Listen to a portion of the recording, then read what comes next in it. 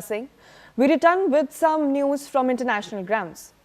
Amid the India-US tariff tussle, US President Donald Trump has admitted that the 50% tariff on India for purchasing oil from Russia indeed soured relations between the two countries. Speaking to Fox News, Donald Trump described the tariff as a significant decision that caused a rift with India. Now, at the same time, the United States is also urging other G7 nations to adopt similar tariffs on countries buying Russian oil.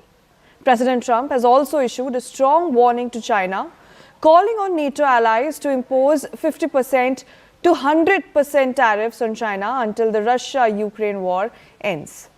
Now, in a letter to NATO members, Trump urged the 32-state alliance to halt imports of Russian oil and coordinate on tougher sanctions against Moscow. Listen in. President Trump, who has long been under pressure to pile more sanctions on Russia as a result of his own claims really, has now proposed doing so, but on the condition that all NATO members take parallel and similar steps together. He has said now in an open letter to NATO leaders, as he said, "I am ready to go when you are, just say when." So in place of a decision from Trump, what we get really is a deflection. A lot of NATO members, and that's a matter of fact and record, have already taken quite firm steps against Russia by way of sanctions, Britain particularly, France too, but these have not been matched so far by the US.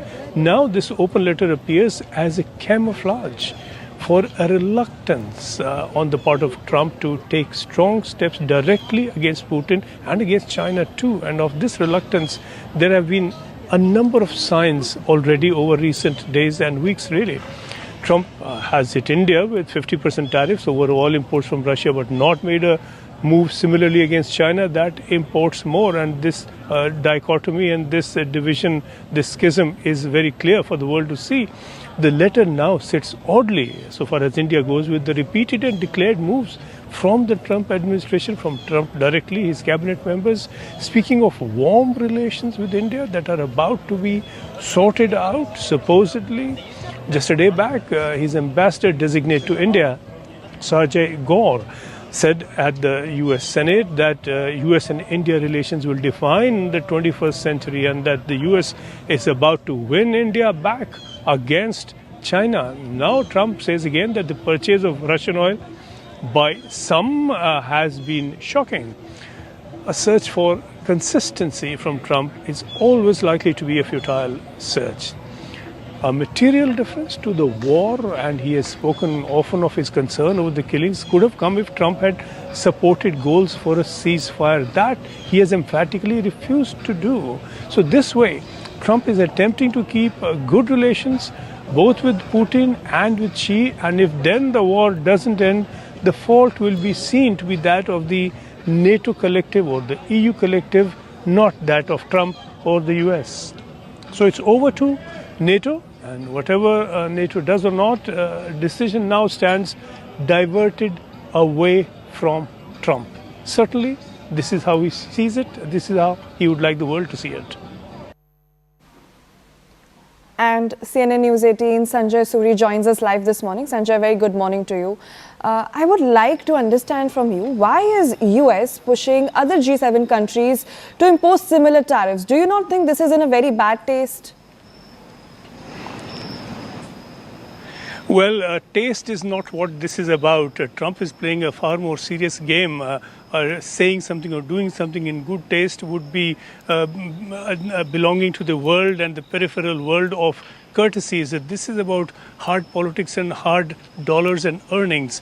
The fact is that the US has hit India with 50% tariff, and that is something that Trump has not been able to defend in argument. He cannot defend that he has hit India but not China, that buys more oil from Russia. He doesn't quite have an argument. This has singled the US out as the player that is giving India an unfair deal while claiming a new and warm and very strong relations between India and the US that will take the two together well into the 21st century. So what he's trying to do is take the focus away from the US and bring in NATO, bring in the EU, so that it becomes a collective decision on tariffs, not where the US itself and US alone is singled out.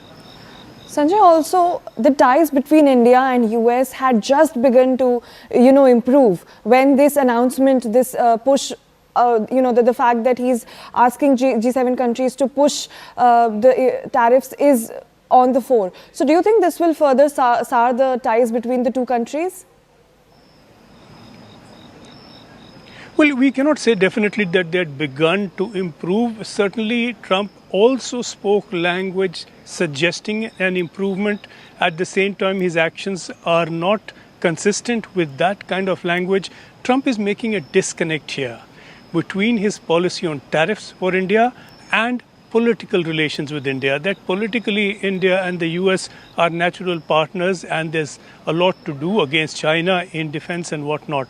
But that on tariffs, he will do what he has to do. And it's not even tariffs for the sake of dollars or billions of dollars for the treasury in the US. He's using these tariffs as a punishment on India. He does believe that he can punish India by seeking to choke its economy to some extent and also maintain very good political ties with India.